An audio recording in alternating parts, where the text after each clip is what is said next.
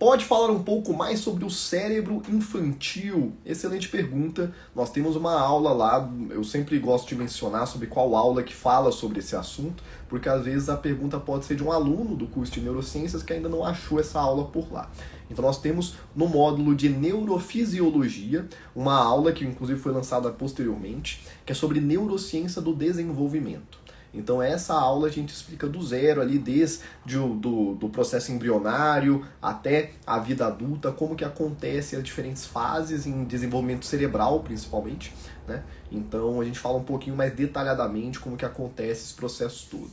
Mas em geral o que acontece é que o cérebro infantil é um cérebro em pleno desenvolvimento, então a taxa de neuroplasticidade, de neurogênese é uma taxa muito maior. Então o pessoal costuma até chamar, e tem alguns períodos específicos onde existem picos de neuroplasticidade, em que a gente chama muitas vezes de janelas de oportunidade, né? Porque são momentos onde a pessoa, a criança no caso, ela está com o cérebro totalmente aberto para aprendizados, vamos dizer assim, justamente por conta dessa taxa de neuroplasticidade, de formação de novos neurônios maior do que no indivíduo adulto. É claro que a gente continua tendo neuroplasticidade e até formação de novos neurônios. Até um tempo atrás a gente achava que não, que a neurogênese era só durante o processo de desenvolvimento, mas mesmo o adulto ele forma novos neurônios, ele gera neuroplasticidade, mas isso é muito aumentado ali na criança e no adolescente, né? Então esse desenvolvimento cerebral está em todo vapor e além disso nós temos algumas estruturas cerebrais específicas que elas estão mais ou menos ativadas. Então geralmente a criança mais especificamente ela ainda está num processo de desenvolvimento de praticamente todo o seu cérebro. E quando a gente vai chegando ali mais ali na fase da adolescência, a gente tem todo aquele pico, aquele boom hormonal, né? Quando a pessoa vai entrando na puberdade. E geralmente o que a gente vai ter é um cérebro muito emocional nesse caso. Ou seja, estruturas do sistema límbico, por exemplo, já estão mais desenvolvidas, então a pessoa sente intensamente as suas emoções.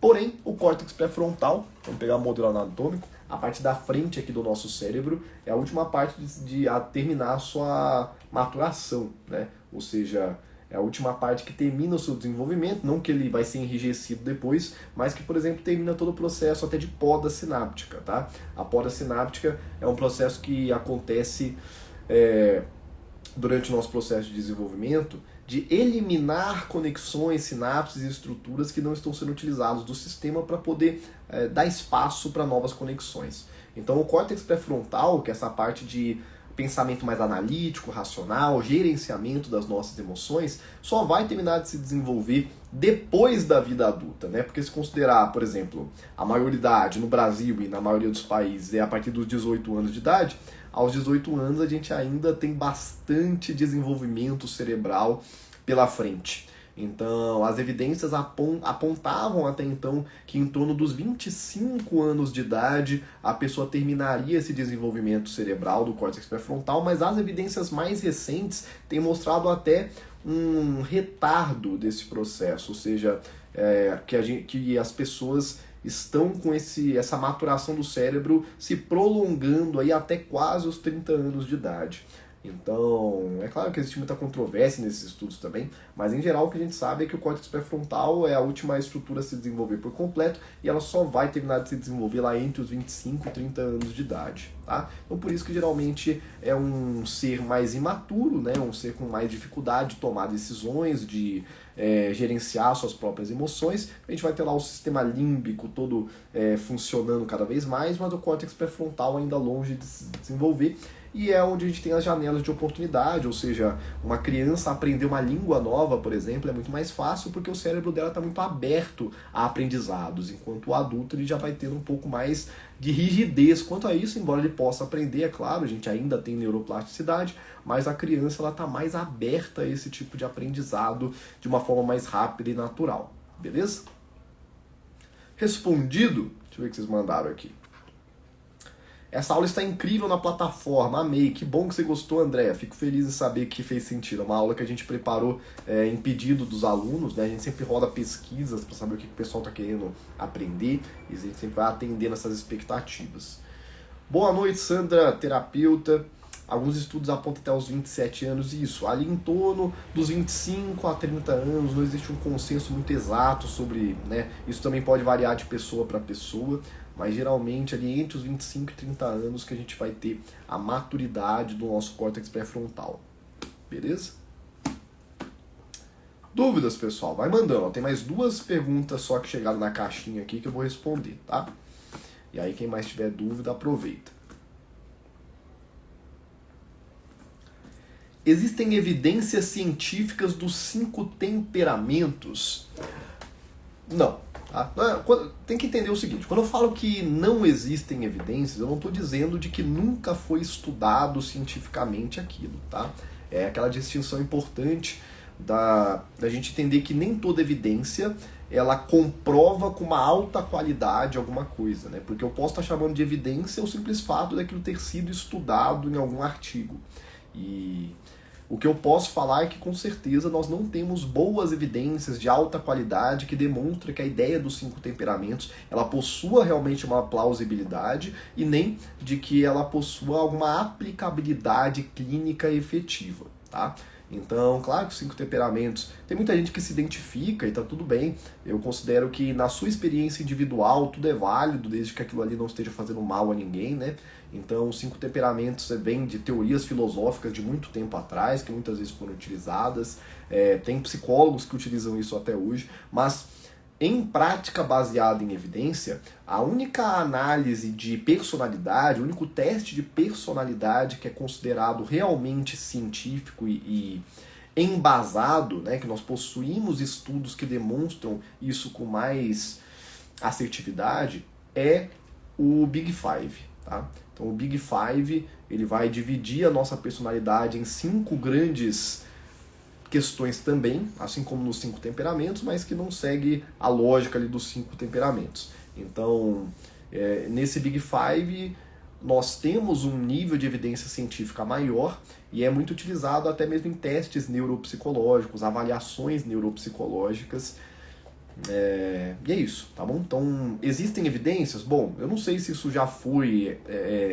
já houve alguma tentativa mais aprofundada de estudar os mecanismos, a plausibilidade disso, mas com certeza eles não são validados cientificamente com uma abordagem que faça tanto sentido assim, embora pessoas possam se identificar individualmente com esse tipo de teste, tá?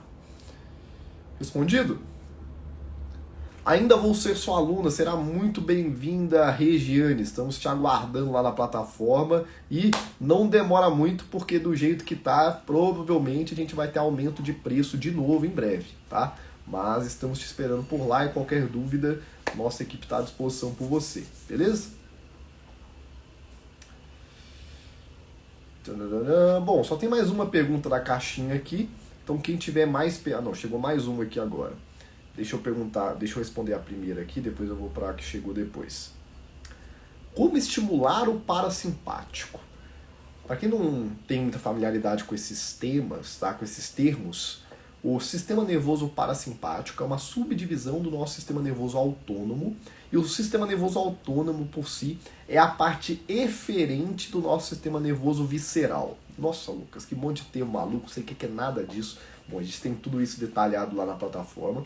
Mas, em geral, podemos dizer que o sistema nervoso visceral é aquele que se relaciona com as nossas vísceras, nossos órgãos, o funcionamento do nosso organismo por dentro, né? Então, meu pulmão, meu trato gastrointestinal, meu coração, minhas reações fisiológicas, hormonais. Então,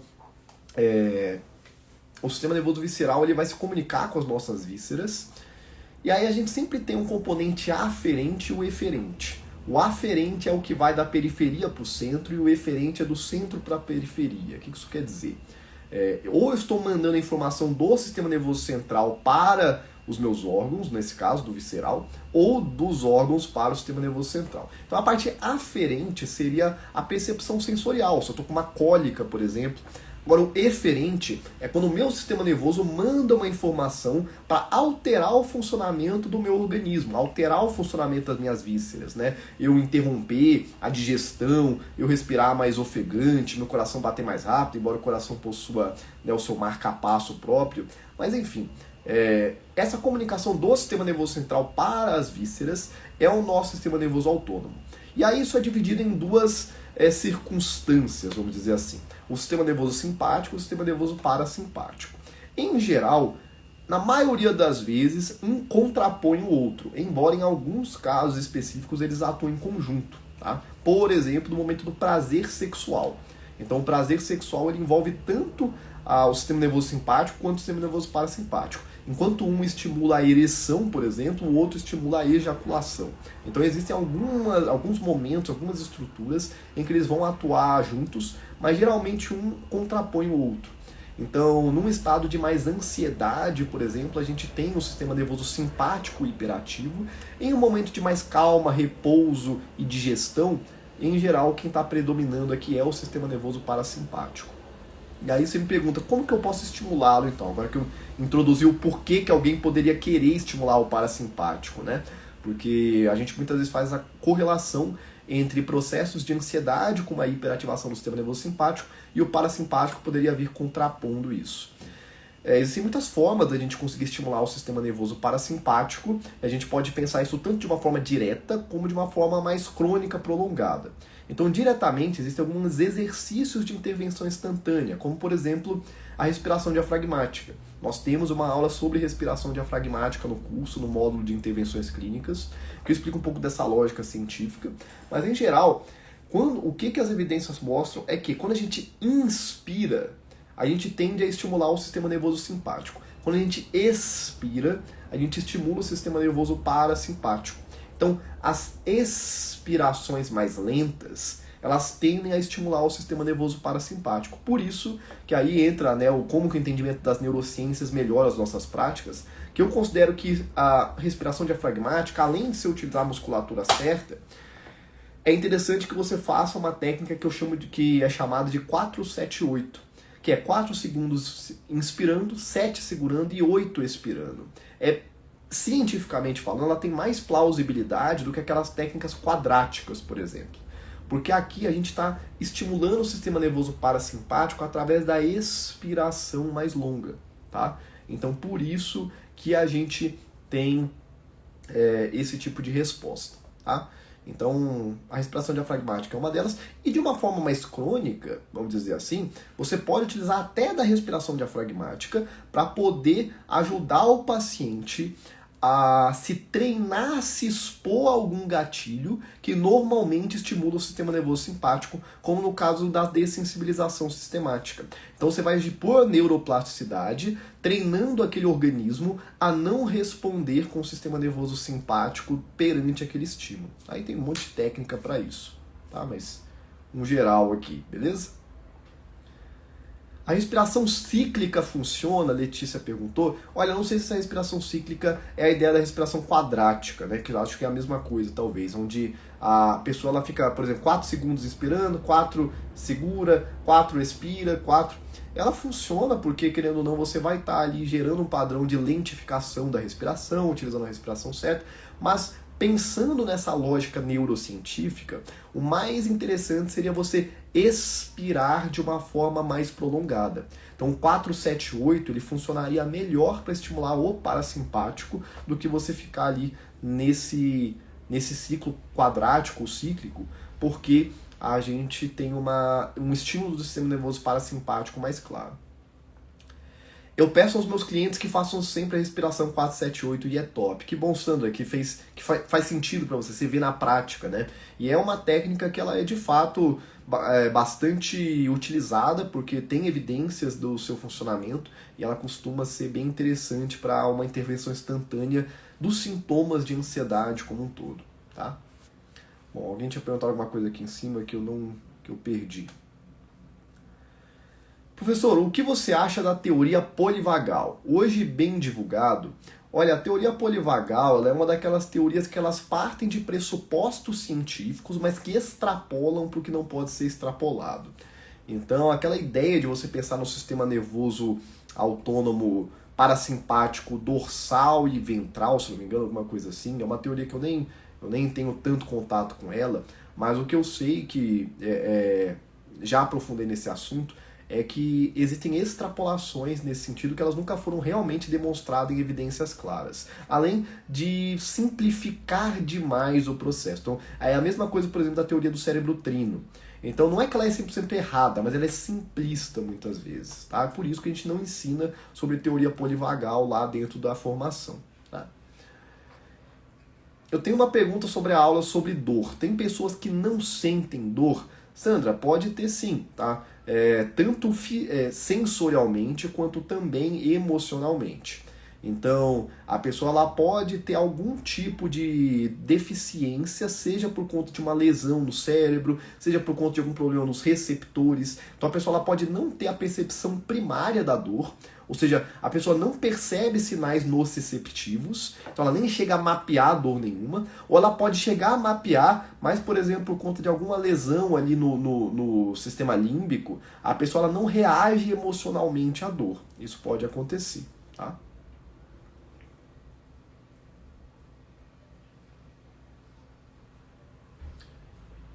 Me perdi aqui.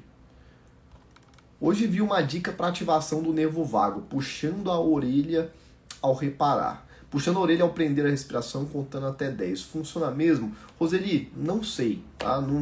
Nunca li nenhum estudo científico que tenha mostrado alguma lógica, alguma plausibilidade para essa técnica. Aí teria que pesquisar se existe algum estudo nesse sentido, tá? Como alterar o sistema límbico de fuga para a calma?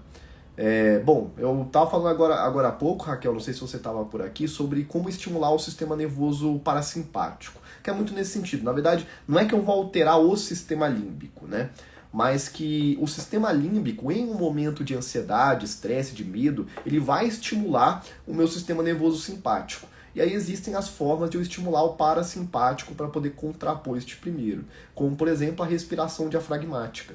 A respiração diafragmática é uma técnica de intervenção instantânea, mas a gente pode treinar o nosso organismo a de uma forma mais prolongada manter uma ativação basal do sistema nervoso parasimpático maior, o que a gente chama de tônus parasimpático. Né? Como, por exemplo, é o que a gente faz em técnicas como dessensibilização sistemática, em ferramentas como meditação e hipnose. Tá? Então são diferentes ferramentas que podem ajudar com esse estímulo mais crônico, vamos dizer assim, do nosso tônus parasimpático. E aí isso vai gerando o quê? Neuroplasticidade no nosso cérebro, e existem até estudos que mostram a amígdala cerebral, por exemplo, que é uma das principais estruturas do sistema límbico, diminuindo sua espessura. Então ela de fato sofre alterações físico-químicas quando a gente vai estimulando isso a partir de ferramentas certas. Alguém mandou uma pergunta aqui, ó, vou responder. Aí até apareceu aqui, ó, Yasmin Miranda. O que você acha de enfermeira fazer pós em neurociências? Você acha que seria bem vista ou melhor migrar para psicologia ou terapeuta? Então, Yasmin, excelente pergunta a sua. Hoje, depois que nós expandimos o curso de neurociências, a gente começou, na verdade, sim, eu ensino neurociência há muitos anos, mas especialmente no último ano, né, nos últimos 12 meses e de uma forma exponencial, a nossa formação de neurociências cresceu muito, né? Hoje nós somos quase 4.000 alunos lá na formação e todos os dias aí temos dezenas de pessoas se inscrevendo. Então com isso nós temos muitos profissionais, muitas pessoas se inscrevendo que não são necessariamente psicoterapeutas. Então embora o nosso foco principal, nosso alvo principal, vamos dizer assim, sejam psicoterapeutas, pessoas que trabalham com terapia, nós temos vários pedagogos, educadores físicos, médicos, enfermeiros, dentistas. Por quê? Por dois motivos. Primeiro, porque a gente tem que pensar que a terapia como um todo ela não é uma atividade privativa, existem as atividades privativas do psicólogo, mas teoricamente qualquer pessoa pode trabalhar com esse tipo de manejo. E aí entram as várias discussões de quem acha isso certo, quem acha isso errado, que eu não vou entrar nisso aqui agora. Mas segundo, porque mesmo que você não vá trabalhar diretamente com psicoterapia, do tipo assim, vou tratar ansiedade, vou tratar depressão, isso, aquilo, você trabalha com o ser humano. O seu trabalho em qualquer área da saúde é com o ser humano. E hoje a gente entende que a abordagem sempre deve ser biopsicossocial. Então mesmo que eu não vá diretamente utilizar técnicas de terapia, entender sobre neurociência vai me ajudar a compreender profundamente vários processos importantes em qualquer área da saúde. Desde a base de neurobiologia, que ela pode ser útil até para quem trabalha, por exemplo, com fisioterapia, medicina. O fisioterapeuta, para poder pensar em reabilitação, tem que entender muito de neurociência, o médico, o psiquiatra. Mas eu, por exemplo, enquanto enfermeira, o que a neurociência vai me permitir? Entender o ser humano de uma forma muito mais aprofundada. Saber o que faz sentido, o que não faz, acolher, lidar com o comportamento humano, seja diretamente divulgando agora como terapeuta ou não. O curso de neurociência ele não é um curso de formação de terapeutas, tá? Então ele não indica, por exemplo, ele não faz com que uma pessoa que não tem formação em terapia se tornar terapeuta depois dele. Mas ele te dá uma bagagem muito grande, teórico e prática, tanto para quem já é terapeuta conseguir ter uma prática muito otimizada, quanto para quem não é conseguir dar o primeiro importante passo na área. Tá? Então, em geral, eu recomendaria muito que você aprendesse neurociência da mesma forma. Agora, fazer pós em neurociência, isso eu costumo dizer que hoje, até pode soar um pouco arrogante, mas de fato é porque eu acredito muito no nosso produto. O nosso curso de neurociências ele já compreende tudo o que você precisa saber de neurociências aplicadas ali à saúde mental e comportamento. Então a pós, ela seria muito mais se quer trabalhar em alguma outra área à parte, ou se você faz questão de ter no seu currículo aí a pós-graduação. O nosso curso, por exemplo, ele já é um curso de capacitação, então ele tem reconhecimento do MEC, você pode colocar no seu currículo. E após, geralmente, é algo que você vai ficar ali, geralmente 1, 2 anos, aprendendo várias coisas, muitas delas que você nem vai utilizar, e pagando um valor 10, 20 vezes mais do que você pagaria no nosso curso de neurociência. Então, a gente defende que o curso de neurociências nosso, você tem tudo que você precisa, mas claro que eu não vou te desincentivar a fazer uma pós-graduação se você achar que faz sentido para você, tá bom?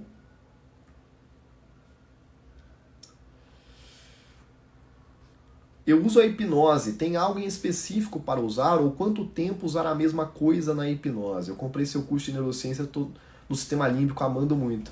Perfeito, Raquel, que bom que você está gostando, fico muito feliz em saber. Olha, para poder falar sobre hipnose, a gente tem uma clínica de hipnoterapia baseada em evidências aqui em Belo Horizonte, é uma ferramenta que eu estudei até dentro da faculdade. Algumas pessoas estranham um pouco porque acham que a hipnose é uma ferramenta mística, esotérica, e de fato muitos cursos ensinam a hipnose numa perspectiva muito pseudocientífica. A nossa formação ela foca 100% na base mais científica dela. É difícil eu te falar aqui rapidamente, porque a gente tem um curso inteiro, completo, só sobre hipnose clínica baseada em evidências. Então, faz o seguinte, vai lá na plataforma do curso, roda para baixo, você vai encontrar uma aba lá de anúncios. Essa parte de anúncios tem uma aba ali, um botãozinho, que chama Hipnose na Prática Clínica. Lá tem um vídeo de apresentação com todos os detalhes sobre a nossa formação em hipnose na prática clínica, e se fizer sentido, nós temos um desconto de aluno para se inscrever por lá, tá? Aí a gente pode aprofundar mais, tem até um grupo de alunos no WhatsApp, você pode mandar suas dúvidas e a gente consegue aprofundar mais no tema. Beleza? Eu super indico para educadores parentais, com toda certeza, Andréia, mesmo quem não é um profissional que trabalha diretamente com isso. Se você é pai, se você é mãe, entender sobre neurociência já vai ser extremamente útil para você, assim como entender sobre psicologia e comportamento como um todo. Lucas, faço psicanálise e sinto que é muito insuficiente. Seu curso tem me ajudado muito. Obrigado, Letícia. Fico feliz em saber que o meu curso tem te ajudado nesse sentido. Temos muitos psicanalistas no curso.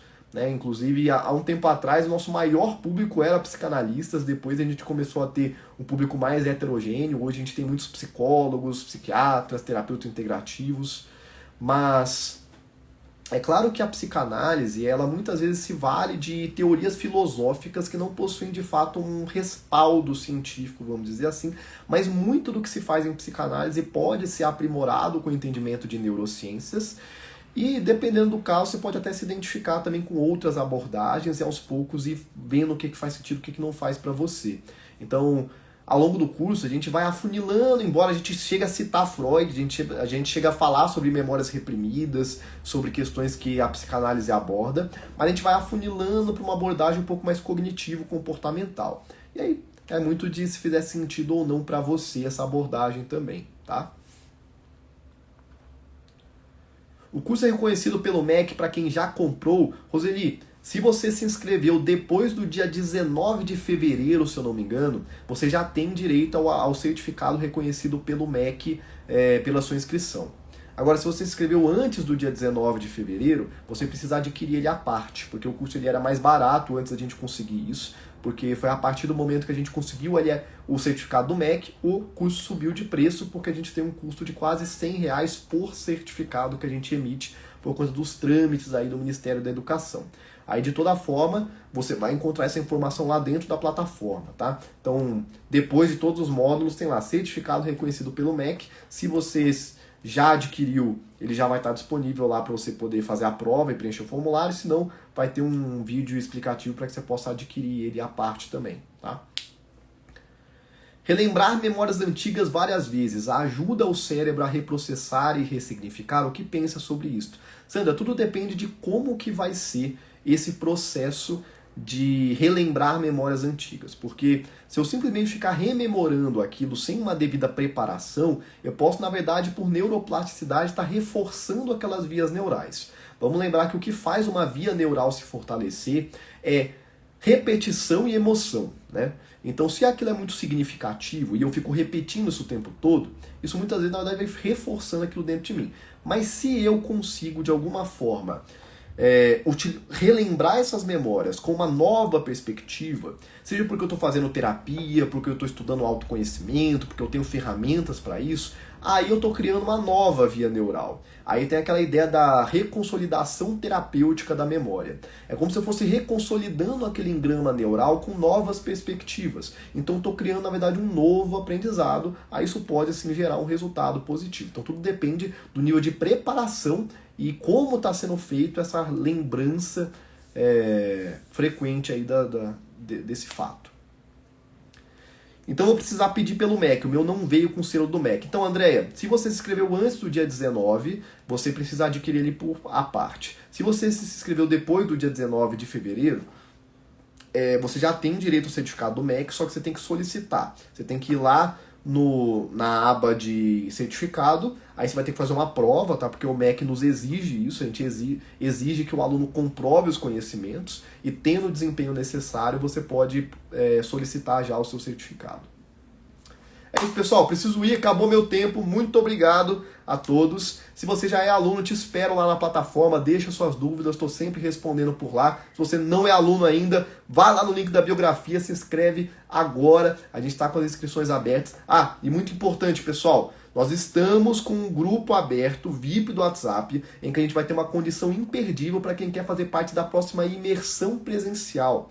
A imersão presencial Neurociência na Prática Clínica vai acontecer nos dias 31 de maio e 1º de junho, 2 dias surreais de imersão. Tem todos os detalhes por lá, a gente está mandando tudo por lá. A gente mandou no grupo de alunos do WhatsApp, mas se por acaso você perdeu ou não está sabendo, me manda um direct lá no meu novo Instagram, porque eu mal estou olhando esse aqui, o @lucaskene.neuro, já me segue por lá, porque esse aqui vai ser desativado. Me manda um direct lá que eu te mando o link do grupo, porque na quinta-feira que vem vamos ter uma condição imperdível para quem quiser fazer parte da imersão presencial aí do meio do ano. Beleza? É isso, pessoal. Fechou. Muito obrigado. Boa noite a todos. Até mais. Tchau, tchau.